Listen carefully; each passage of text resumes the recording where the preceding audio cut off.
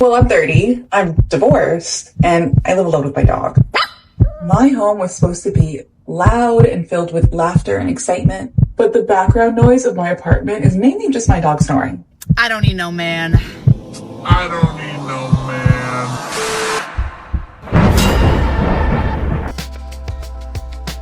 Welcome back to TheChowTimePod. It's your host, Red.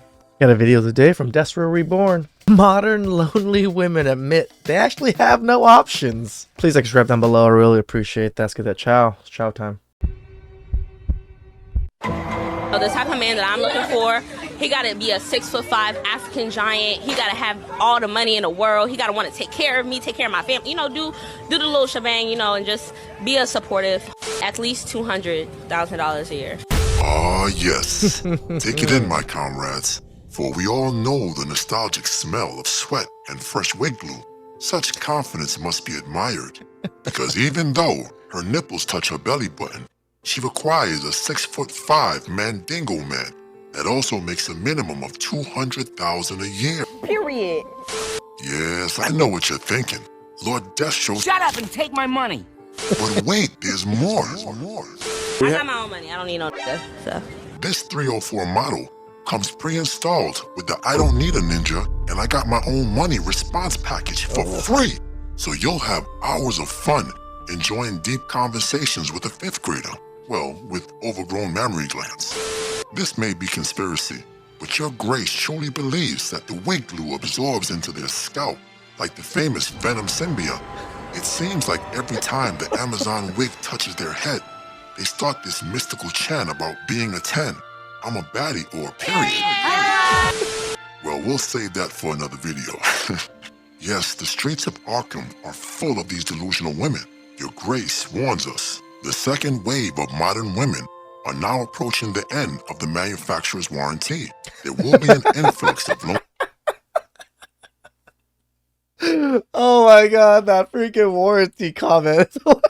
only bitter women in the near future that are only used for situationships and side chick activities. An influx of single mothers, lumberjack women, boss babes, and OnlyFans retirees. So I had to sleep with 14 people that day for low amounts of money. It ruined me. After the 14th, it was every day of my life sleeping with 14 to 30 men. Every day? 14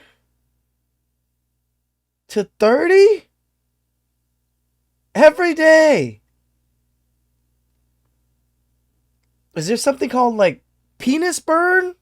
Vagina burn? Some kind of rug burn down there or something?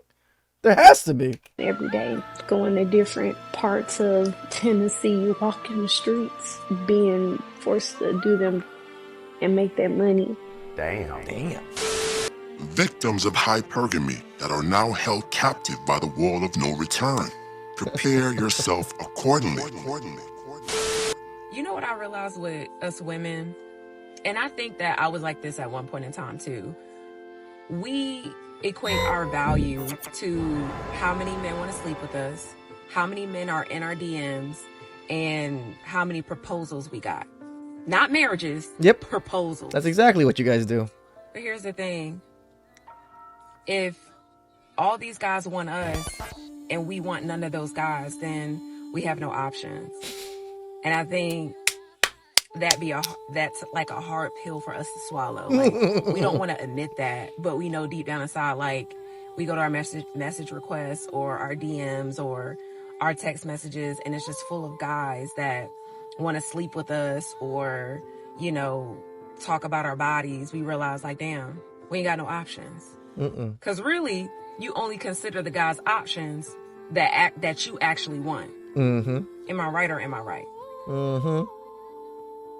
Well, partially. Men know the difference between what they want and who is in their league. See, women still have not solved this puzzle yet, as is evident by this young lady before us. And this is why I like whatever podcast. Some people always say, why do you always have to rate yourself as a 10? And Brian answers it very well.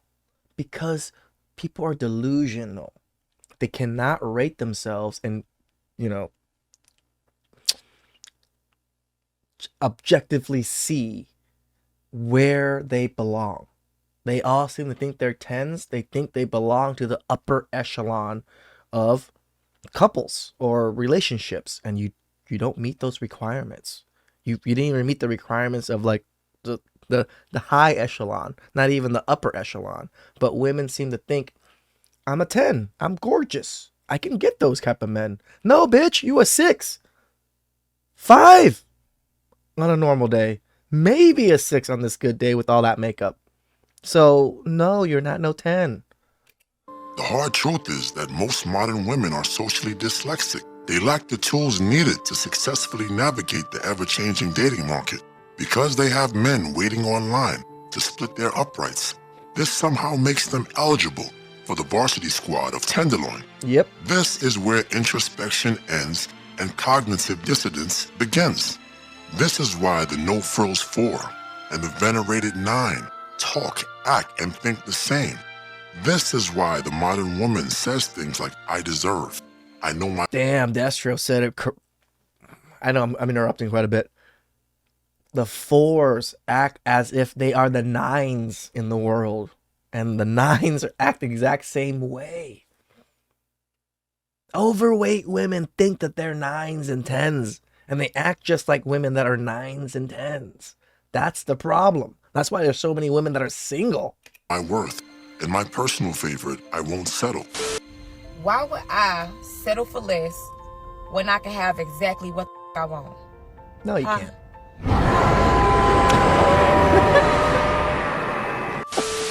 This is exactly why the OnlyFans provider believes that she will retire into the arms of a 6'5" millionaire that cooks, cleans, and is the perfect father for her 4 unclaimed kids. She's a 10, but she does OnlyFans. She's undateable. But what's the link?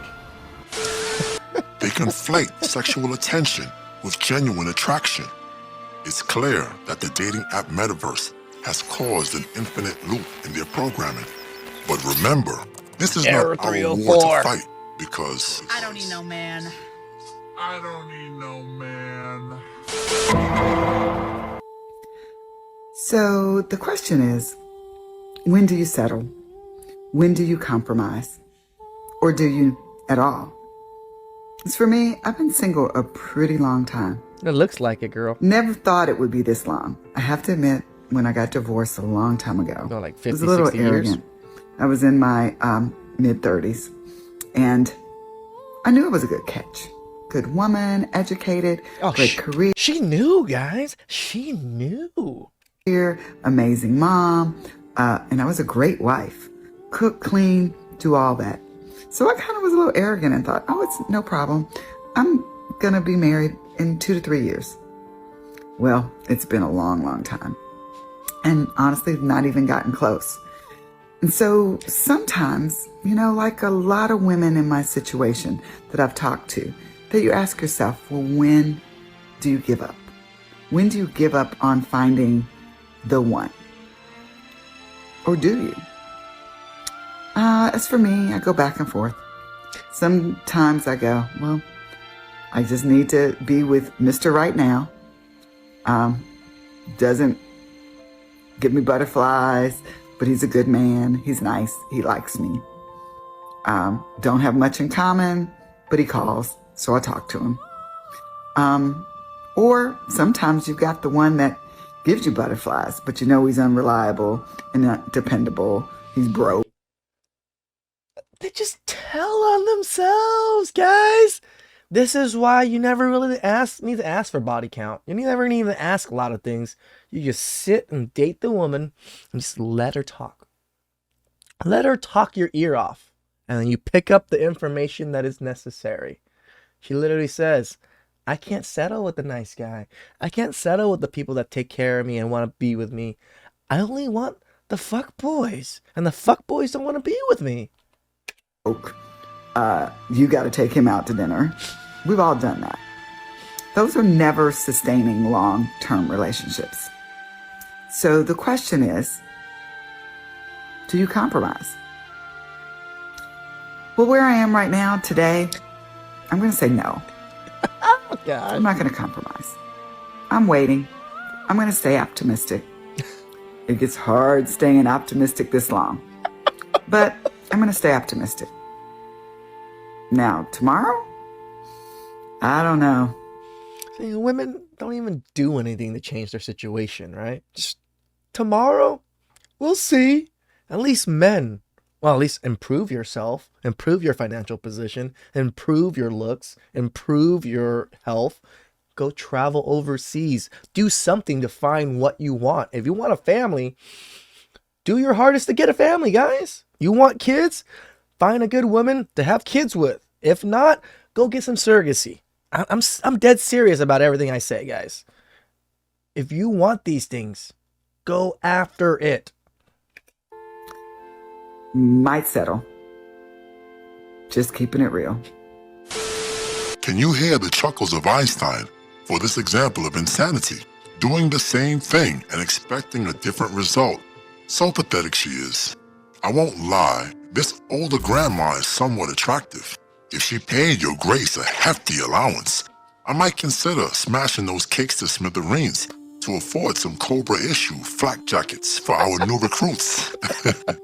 Now make sure you press the super chat or the Cash App button so your grace won't have to prostitute himself to old rich sugar mommies. But here, we see the awesome might of the unforgiving wall. The options are just not available. We always talk about the top 20% of men getting access to sleep and discard the majority of women. Well, I would also argue that it's only the top 20% of women that are getting married or chosen. Truth is, yes, the modern woman may have more matches on Hinge and Tinder, but very few will get chosen for marriage or are worth a man investing in them. Now, if we add the passport bro dynamic into this equation, well, that's definitely a riveting topic for another video. Don't you agree? Always. But wait a minute. You didn't smash the bell and press the like button. Blasphemy. And although... Shout outs to Lord Destro. Give the man some subscribers and some likes, guys. I don't want the man to have to whore himself out to these ladies. Come on. Please subscribe down below. I really appreciate that. And I'll catch you guys next time. Ciao.